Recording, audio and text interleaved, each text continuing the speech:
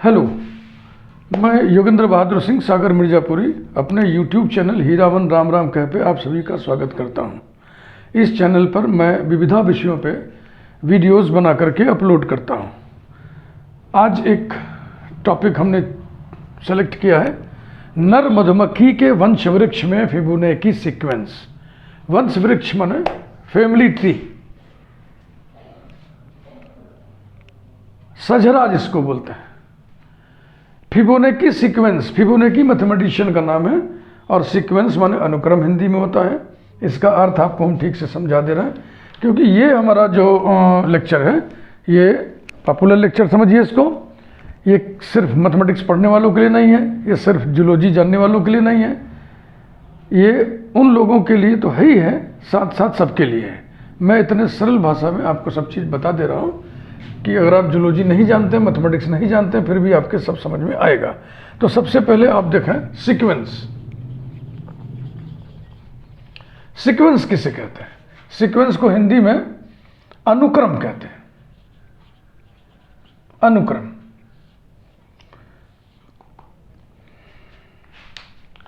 Row arrangement of numbers.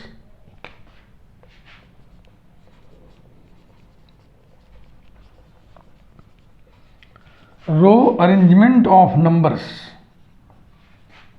is called a sequence.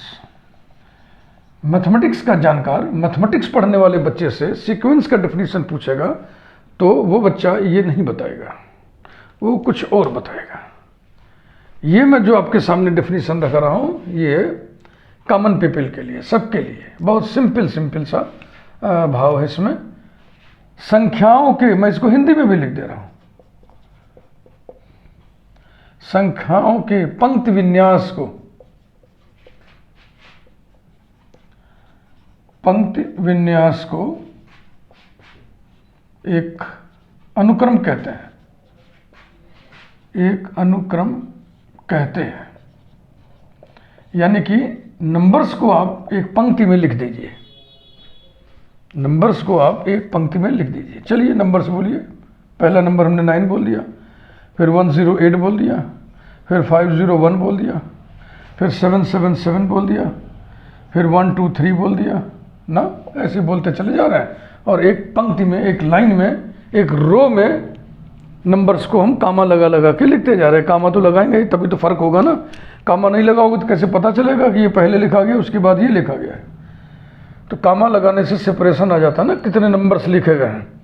Her number को sequence का term कहते हैं, अनुक्रम का पद कहते हैं। हर संख्या को अनुक्रम का पद कहते हैं। Term, TERM, term. इतनी बात समझ में आ गई? कुछ खास सीक्वेंसेस देखें। पहले आप कुछ खास सीक्वेंस देख लो, सीक्वेंस सीख लो भैया, तब हम बात को आगे बढ़ाएं। Sequence of all positive integers, सभी धन पूर्णांकों का sequence. 1, 2, 3, 4, 5, 6, 7, 8, so on ad infinitum, up to infinity, अनंत तक। ये सभी नेचुरल नंबर्स का सीक्वेंस है, यानी सभी पॉजिटिव इंटीजर्स का सीक्वेंस है। कुछ समझ में आ रहा है ना? सीक्वेंस किसे कहते हैं? और देखें, sequence of all positive odd integers,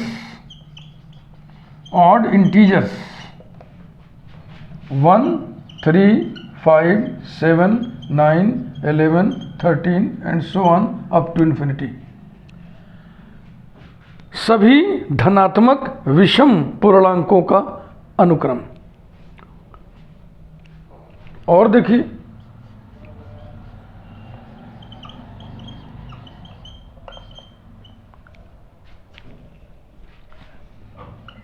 sequence of all positive even integers, 2, 4, 6, 8, 10, 12 वगैरह वगैरह।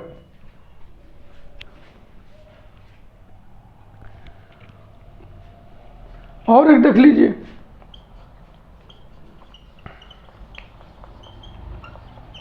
Sequence of all positive prime integers. Prime integers अभाज्य पूर्णांक 1 नहीं होता है, ध्यान रखना, 1 को प्राइम नहीं कहते हैं।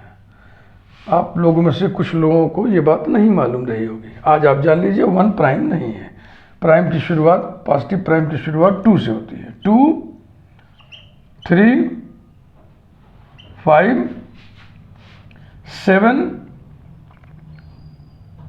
11, 13, 17, 19 वगैरह वगैरह अप टू इन्फिनिटी।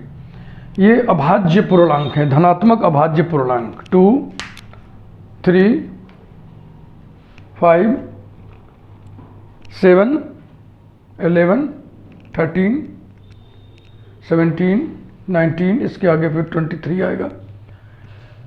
तो अब आपको समझ में आ गया होगा सीक्वेंस किसे कहते हैं, और सीक्वेंसों के प्रकार भी होते हैं, ऐसी फीलिंग आपके अंदर आ गई होगी। तो अब सीक्वेंस का एक खास प्रकार है फिबोनाची सीक्वेंस, मैं उसको बताने जा रहा हूं।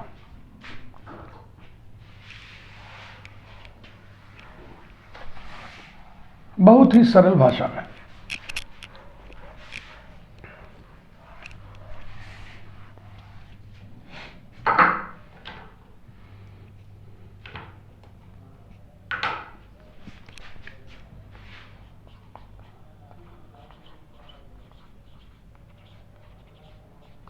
फिबोनाची सीक्वेंस, इसको कुछ लोग उच्चारण करते हैं फिबोनाची, चा लगाते हैं, Fibonacci. Fibonacci sequence, Fibonacci sequence का इटली के मैथमेटिशियन थे, बहुत पुराने मैथमेटिशियन थे। इनका काल था, टाइम पीरियड, टाइम 1170 से 1250, 1170 टू 1250, 1170 टू 1250, 1170 ईस्वी से 1250 ईस्वी, ये इनका कालखंड था।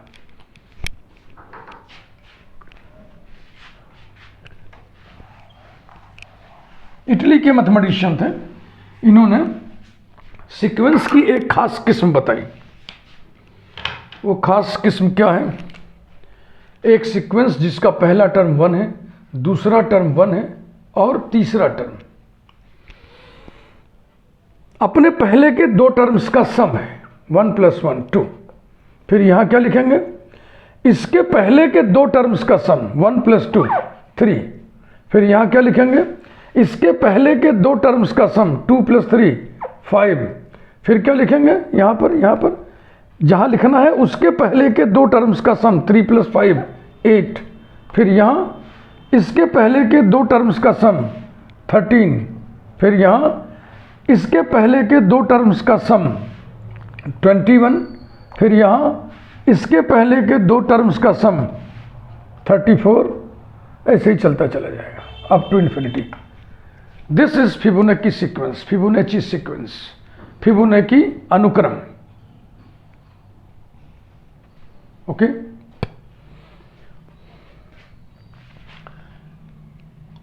अगर हम पहले टर्म को a1 से डिनोट कर दें तो a1 = 1 हुआ, दूसरे टर्म को a2 से डिनोट कर दें तो a2 = 1 हुआ, और इसके बाद के सारे टर्म्स को हम एक सूत्र से रिप्रेजेंट कर दें, an = an-2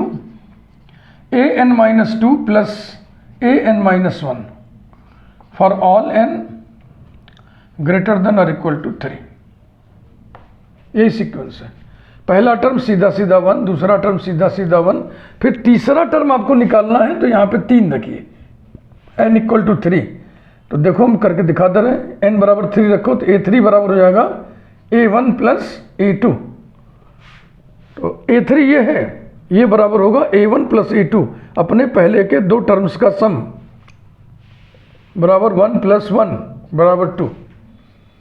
a4 = n की जगह 4 रखो, a2 + a3, 4 माने ये चौथा टर्म ये है, ये दूसरे तीसरे टर्म का सम है, दूसरे तीसरे टर्म का सम है ना। 1 + 2 = 3। A5 n की जगह 5 रखो तो कितना हो गया, A3 + A4। ये है पांचवा पद, ये तीसरे चौथे पदों का योग है, ये तीसरा है चौथा है ना। ये देखो ऐसे ही चलता रहेगा।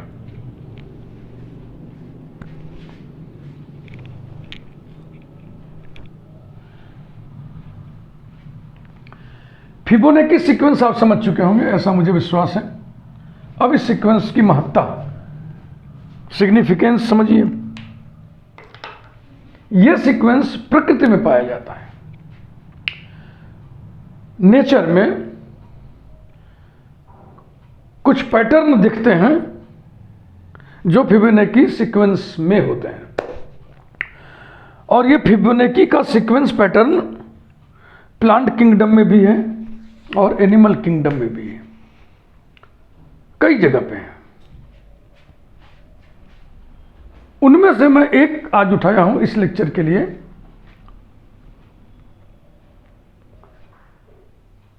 नर मधुमक्खी के फैमिली ट्री में फिबोनाची सीक्वेंस। अब आइए शुरू करते हैं। शुरू करने से पहले मधुमक्खियों के प्रजनन से संबंधित एक बहुत ही रोचक डेटा आपको हम पहले बता दें। मादा मधुमक्खी 2 प्रकार से अंडे देती है, नर के साथ संसर्ग करके और नर के साथ बिना संसर्ग किए हुए। अगर बिना संसर्ग किए हुए अंडा देती है तो उस अंडे में से या तो नर मधुमक्खी निकलेगा या तो मादा मधुमक्खी निकलेगी। और यदि मादा मधुमक्खी नर मधुमक्खी के साथ संसर्ग करके अंडा देगी तो उस अंडे में से गारंटी के साथ मादा मधुमक्खी ही निकलेगी।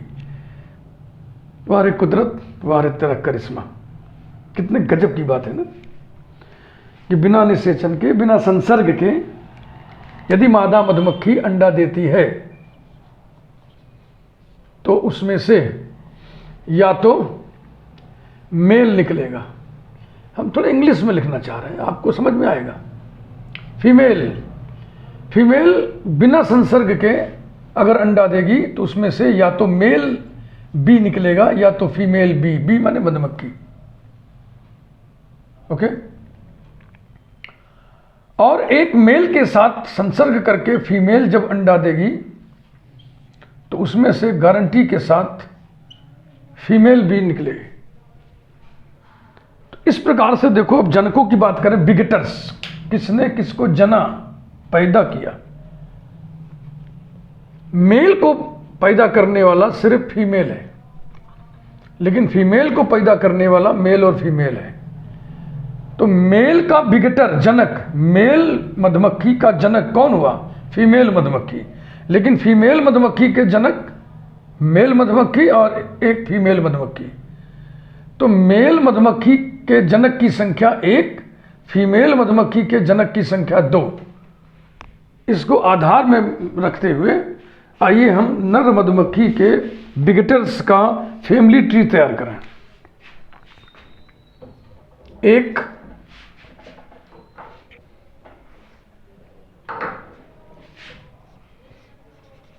एक नर मधुमक्खी, नर न लिख करके हम इसको मेल लिख दे रहे हैं ना, ज्यादा इजी है लिखना, एम लिख दिया। एक मेल मधुमक्खी, और मधुमक्खी को बस मधु डॉट लिख दे रहे हैं। एक मेल मधुमक्खी से हमने शुरू किया। एक मेल मधुमक्खी की जनक कौन है? एक मादा फीमेल, एक फीमेल मधुमक्खी। ठीक। तो जनक की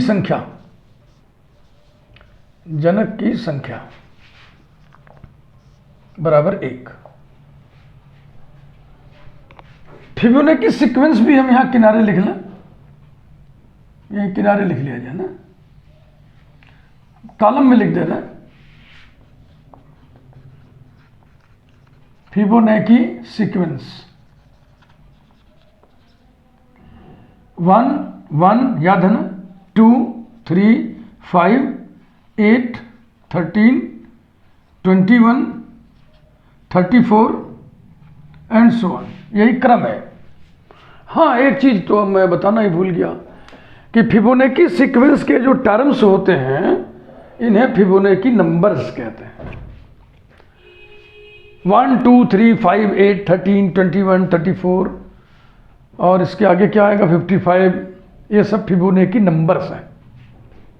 आगे बढ़िए, वंश वृक्ष को आगे बढ़ाएं। एक मेल मधुमक्खी की जनक, एक फीमेल मधुमक्खी, अब इसका जनक कौन होगा, ये होगा, फिर इसका जनक कौन होगा, ये होगा, फिर इनका जनक कौन होगा, ऐसे ऐसे आगे बढ़ाओ। तो एक फीमेल मधुमक्खी के जनक, एक फीमेल मधुमक्खी के जनक, फीमेल मधुमक्खी के जनक दो होते हैं, एक मेल एक फीमेल। मेल मधुमक्खी का जनक एक होता है फीमेल, एक फीमेल मधुमक्खी के जनक, एक मेल और एक फीमेल मधुमक्खी। तो जनक की संख्या, जनकों की संख्या बराबर 2। अब एक मेल और एक फीमेल, इनके जनक कौन होंगे,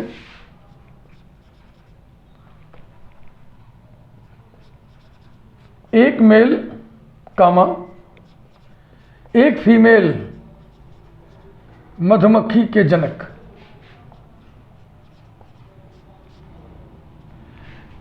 एक मेल मधुमक्खी का जनक एक होता है, एक फीमेल कामा। अब एक फीमेल मधुमक्खी के दो जनक होंगे, एक मेल एक फीमेल, एक मेल प्लस एक फीमेल मधुमक्खी। टोटल करिए मेल और फीमेल में, तो एक मेल और एक फीमेल यहां, एक फीमेल यहां, दो फीमेल, एक मेल प्लस दो फीमेल मधुमक्खियां। जनकों की संख्या, जनकों की संख्या बराबर 3। तो देखो 1 2 3, ये 1 है, ये 2 है, ये 3 है, और ये एक जो छूट रहा है वो इसको गिन लिया जाता है, इसको। अब हमारे पास टोटल मधुमक्खियां कितनी है, कौन कौन सी हैं, एक मेल है दो फीमेल है, तो इनके जनक कौन होंगे। अब इनके जनक आइए लिखें,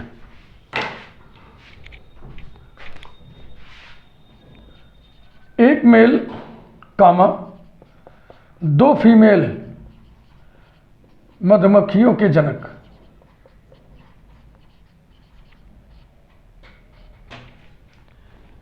एक मेल मधुमक्खी का जनक एक फीमेल मधुमक्खी होगा, एक फीमेल कामा, और दो फीमेल मधुमक्खियों के जनक। एक फीमेल मधुमक्खी के विकेटर में एक मेल और एक फीमेल होता है, तो दो फीमेल अगर है तो दो मेल दो फीमेल, दो मेल प्लस दो फीमेल मधुमक्खियां।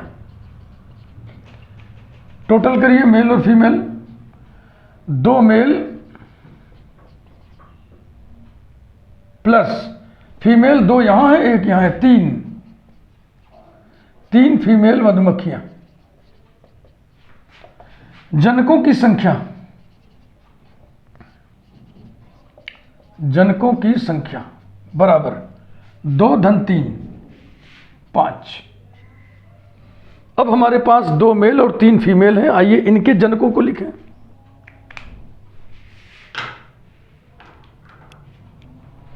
दो मेल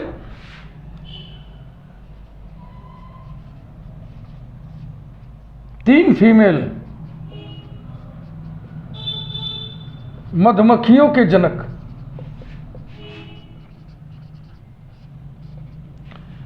एक मेल मधुमक्खी का जनक एक फीमेल मधुमक्खी होता है, तो 2 मेल मधुमक्खियों का जनक 2 फीमेल होगा, 2 फीमेल कामा। एक फीमेल का जनक एक मेल एक फीमेल होता है, तो 3 फीमेल का जनक 3 मेल और 3 फीमेल होगा।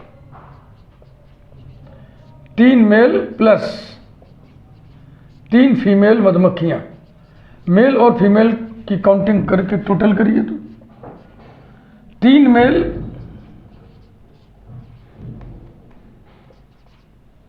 Plus 2 female 3 female 5 female, 5 female मधुमक्खियां। जनकों की संख्या, जनकों की संख्या बराबर 3 धन 5 8, तो देखो 5 आ गया फिर 8 आ गया। और आगे बढ़ते हैं। अब हमारे पास 3 मेल 5 फीमेल हैं, इनको लिखिए 3 मेल कामा 5 फीमेल मधुमक्खियों के जनक।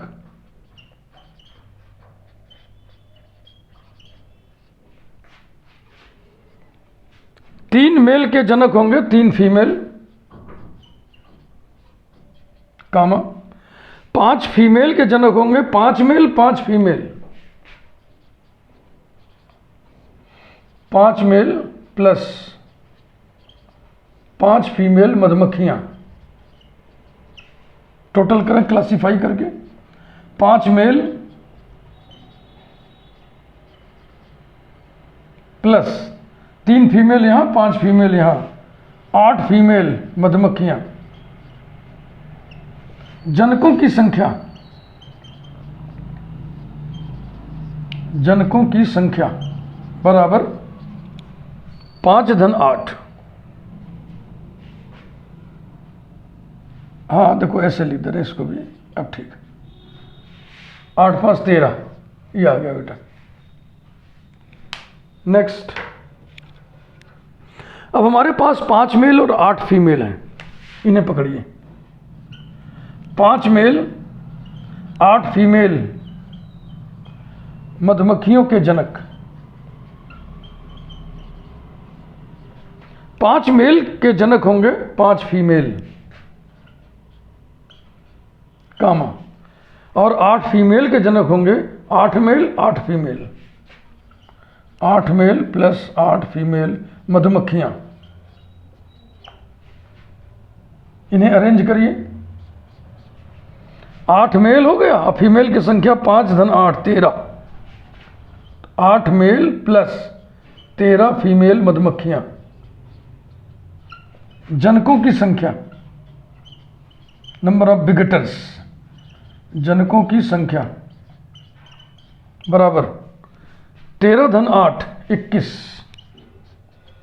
ये देखो आ गया। नेक्स्ट, अब हमारे पास 8 मेल 13 फीमेल हैं, 8 मेल 13 फीमेल मधुमक्खियों के जनक।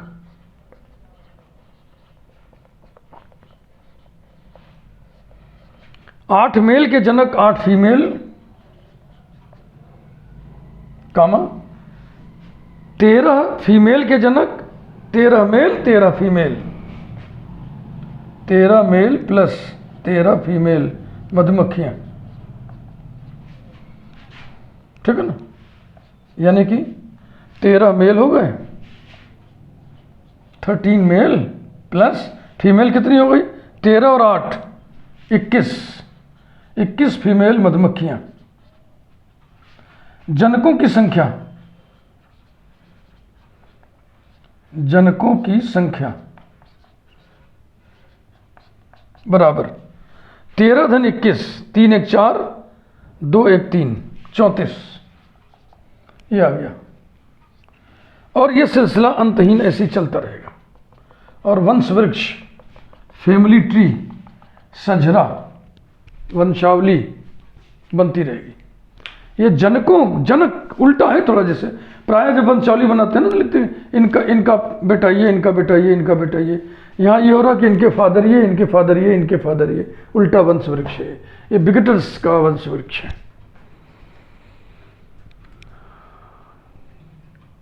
कितना ही दिलचस्प ये डेटा है सब। फिबोनाची सीक्वेंस एक खास किस्म का सीक्वेंस होता है जो नेचर में, प्रकृति में पाया जाता है। प्लांट किंगडम में भी है, एनिमल किंगडम में भी है, और उन सभी में से मैंने एक छाटा है, एक सेलेक्ट किया है, एक निकाला है। ये मेल बी के फैमिली ट्री में फिबोनाची सीक्वेंस की मौजूदगी मैंने आपको दिखाया, मैथमेटिकली दिखा दिया, और मैंने सब कुछ आपको समझा दिया। आपको निश्चित रूप से ये लेक्चर पसंद आया होगा। वीडियो को लाइक करिए, चैनल सब्सक्राइब करिए, और इस चैनल पर हमारे विविधा विषयों पर अपलोड किए गए वीडियोस को एंजॉय करिए। Thank you very much.